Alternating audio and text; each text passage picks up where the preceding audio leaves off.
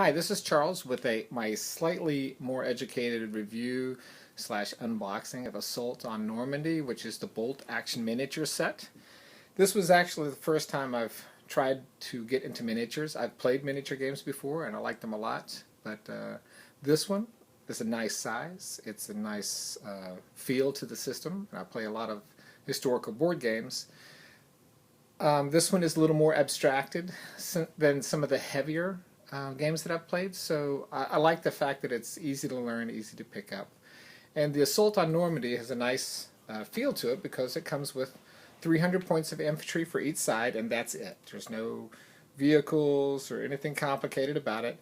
A rifle is a rifle, an SMG or a machine gun is a machine gun, and there's different weapons in it, but they're all basically broken down into several categories that are easy to understand when you read the rules.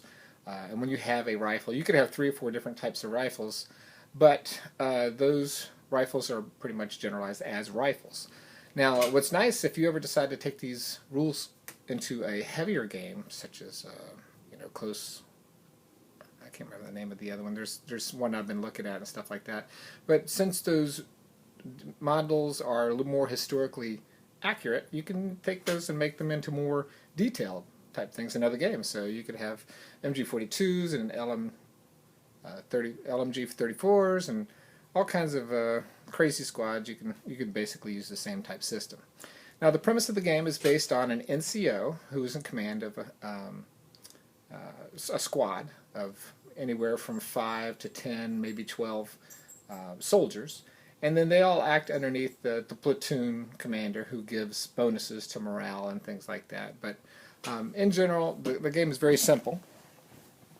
Now let's take a look inside the box. If you've never done this before, it can be quite daunting when you first open this. So the first thing I would like to say is that the rule book is very good, very light. There's a lot of detail here, but the rules aren't too heavy. So there's a lot of examples. A lot of color pictures of the units that you'll be painting and trying to figure out how you want to do that. So just going quickly over it,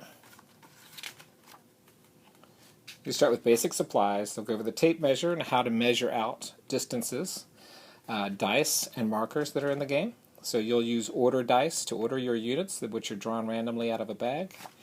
Pen markers, dice cup, measuring distances, how to measure distances. Line of sight is going to be covered. I'm not sure where it is yet. The units, the type of units are infantry, artillery, and vehicles. Those are the 3 types.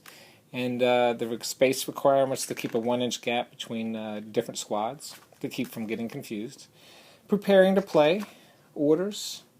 And here's your basic orders. There's 6 sides to a dice, and each order is on one side of the dice so you can track what you're doing. So you can do a fire, which is fire at full effect without moving. So if your unit's just standing there and you want to fire, that's good. Advance means move and fire, but there's a penalty. Run, you run at double speed, but you don't get to fire. Ambush means you don't move, but you're waiting for the opportunity for the enemy to move in front of you to take a chance at firing. There's rally, which means you get to lose a D6 pin marker, and then a down, which means somebody's attacking you, and you want to make your units drop to the ground. So those are the 6 actions you can take.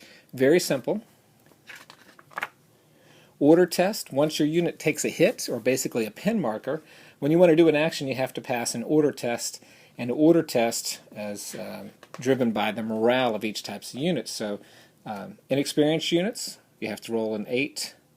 I think it's 8 or higher. I can't remember if it's higher or lower. Regulars are 9 and veterans are 10. It's got to be 10 or less. It wouldn't make any sense. So we're looking at 8 or less to pass an order on 2 dice. Regulars are 9, veterans are 10. And if you're within range of your platoon commander, he can also give you bonuses too, depending on the type of unit there he is. So as you can see, there's lots of fun stuff here. There's shooting and how to shoot, how you can shoot around units. Very nice graphic examples. And then as you go further into the book, you go into weapons, and then you go into scenarios, and then the Army list. So the Army list is how you build what type of squad you want to play.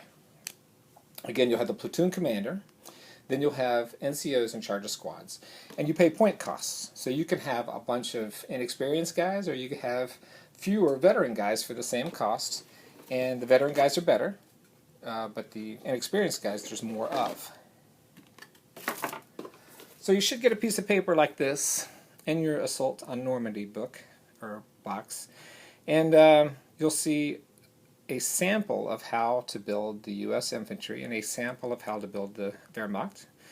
And again, you'll only have 300 points. And these are suggested. These are some of the expansions you can get. And these are the sprues. So what I would recommend is taking off all the sprues and taking off the bodies and mounting the bodies to the sprues. Don't take off the arms yet. These arms are matching in pairs according to the type of weapon that you use. And the weapon sprue, on the guide, there should be a guide in here somewhere, matches the arms. So the weapons match the arms. You see A is a Gewar 43, Car 98Ks, a C is a scoped Car 98, a hand with a stick grenade, ammo box base, MG42. So these are the weapons. And then you're going to pair these up with the arms, and you'll look down here, and it'll say an SG44 arm, or a Car 98 or GW43 arms. This is the one for the Germans, by the way. And so you're going to match these arms up to the weapon that you have. Now the arms will attach to any one of these figures. All these figures are, generally speaking, 4 different poses here, and then you've got some half bodies here which with different leg poses, so you can do some squatting poses there. But the arms is where you get your details as far as the different types of, if you want it raised or if you want it lowered. And the heads are interchangeable, so you can decide to identify your units by the heads. If you want to make one squad with smooth hats and then the other guy with the kind of the rugged hats, you can kind of do that, but you know, once you get going, you'll probably want to mix those up a bit as far as the different types of weapons and things like that. So you can basically just do the arms and the weapons and have it playable at that point right there. You can also add on different types of equipment to add more detail as far as communication packs and trenching shovels and all kinds of things. It makes it look really good and kind of go for the more historical look. They come with a cottage, ruined cottage, which is basically 2 pieces. You've got one 2-story one, which is basically a house with one wall knocked down, and then you'll have a smaller one here. But if you just basically sort the 2-story stuff and then the 1-story stuff, you'll be able to figure out the cottages pretty easily. Then you've got some corners here that help hide the seams between the cottages, so it looks pretty good when it's done. Then you've got the weapons, again, what we were talking about. And then you've got American bases and such. And then the last thing you have is the order dice. And then, as in previous videos, I say, you basically put all these in a cup, you draw one out, and then the darker colors we'll say will be the Germans.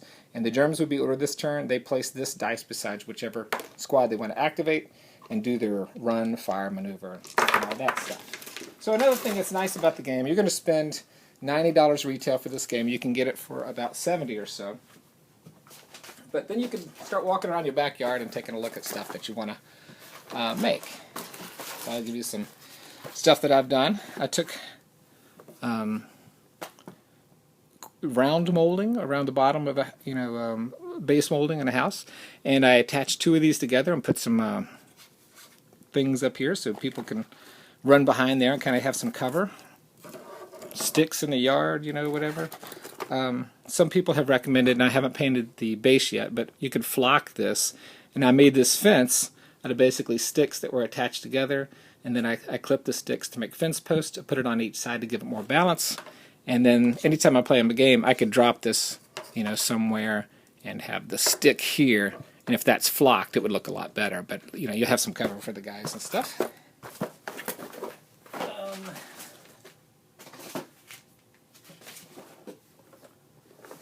Now you can get trees from like a railroad shop. This is what my ruined cottage kind of looks like. And this is what my smaller ruined cottage looks like. That's directly from the game. Now I went on the internet and downloaded some print and play houses. So I printed out paper and I attached it to foam board, and then I printed it out.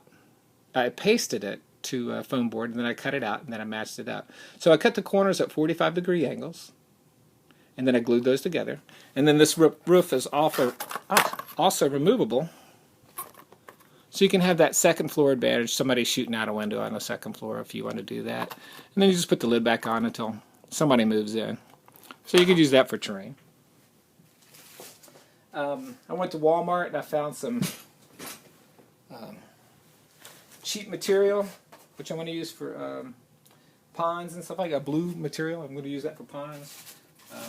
Some rocks in the backyard I just picked up. I'm going to paint them gray. I've started painting them some, but you know, the great thing about this is that you can just have a lot of fun just making your own terrain. These are composition notebook spiral bound, and I just stretched them out, and then I put them back together, sort of. So it kind of had that oddball effect look to it. Painted them gray and stuck them on a board. So then I have barbed wire there. These are printed foam boards. I really wasn't too happy with the way that turned out. This is a homemade board with sticks